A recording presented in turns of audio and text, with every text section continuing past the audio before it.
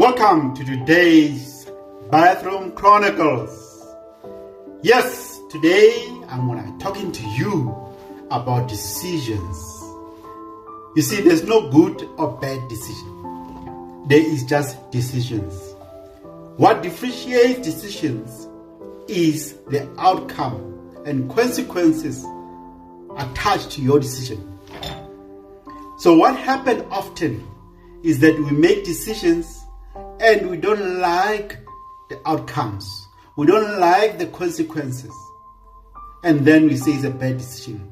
However, many times when we make decisions, we are very aware of the possible outcomes. And when we get suboptimal outcomes, that's when we complain. But I want to encourage you that do not be afraid of making decisions.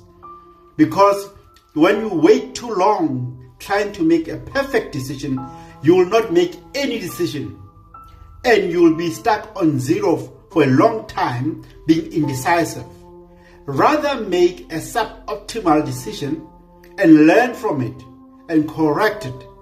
When you have applied your mind to your decision-making process, you will be comfortable with whatever outcome you receive, even those unintended consequences.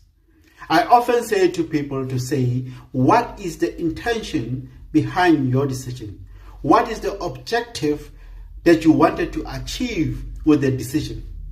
When the objective was clear, when you intended the best outcome for you, then whatever outcome comes out, you'll be happy. At least you made a decision. Because the danger of not making a decision is greater than making the wrong decision. Because a lot of things, when you allow time to go by, when you allow time to pass by, you find that the opportunity that was in front of you has gone by. You find that the door of opportunity has closed while you were hesitating about which decision to make. I would rather make the wrong decision than make no decision. Because with no decision, there will be someone else who decides for you. Or the situation will decide for you. One or the other, there will be a decision. Make a decision now.